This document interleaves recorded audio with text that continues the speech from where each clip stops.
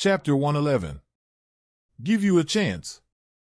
Nye Yuro is Nye Tian's most important relative in this life, and he will never allow anything to happen to Nye Yuro. Boss, what should we do now? Jean DeBayo asked nervously. Nye Tian didn't speak, walked to Qiu Shan, and fed him a blood yuan pill.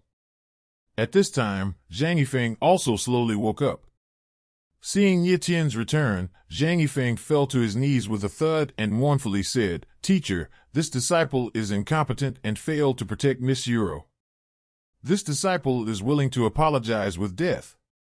No one will die." Nye Tian said heavily, motioning Zhang Yifeng to stand up. Things have come to this point, and Nye Tian doesn't want to blame anyone.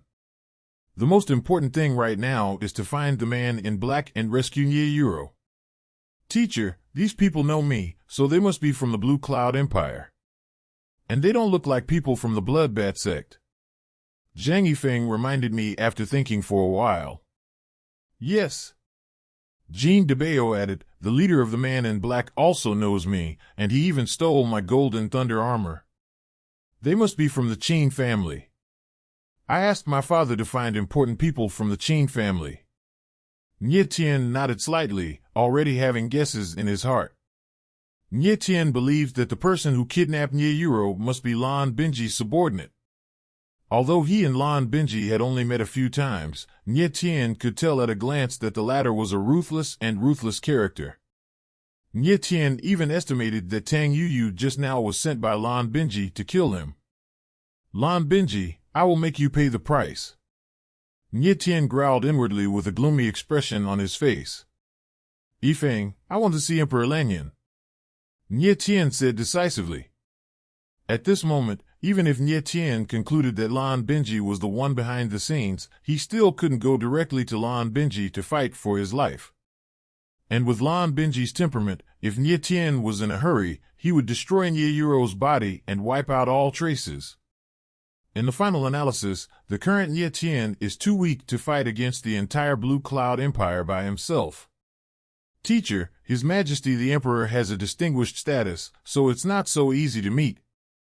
Zhang Yifeng showed embarrassment. Nye Tian thought for a while and said, go see Lan Bingchen first. The Emperor couldn't see him, so Nye Tian had no choice but to take a step back and meet Lan Bingchen. Several people left Wushi quickly without further delay.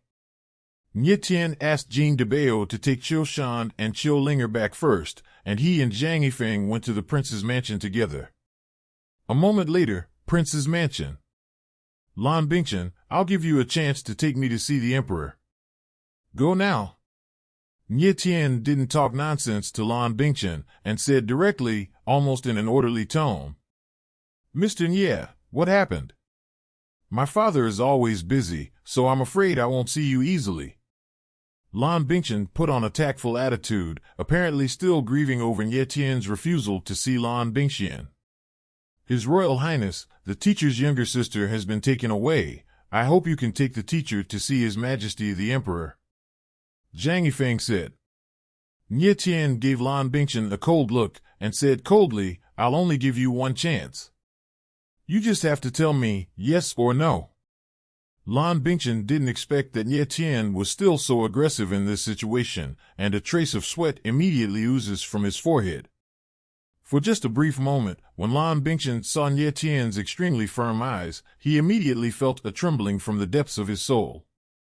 Okay. I'll take Mr. Nye to see father. Lan Bingchen agreed without hesitation. He didn't dare to reject Nye Tian, he didn't even dare to discuss any conditions with Nye Tian.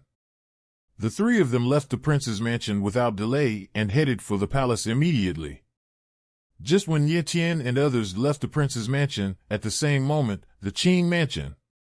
In the conference hall, Lan Binji sat in the main seat, and two people were standing in front of him. One was Qin Yedian, and the other was a young man in black. Cousin, this matter is very good. I will reward you well later. Lan Binji smiled triumphantly, very happy, very bright. Thank you, Your Highness. The young man in black bowed back.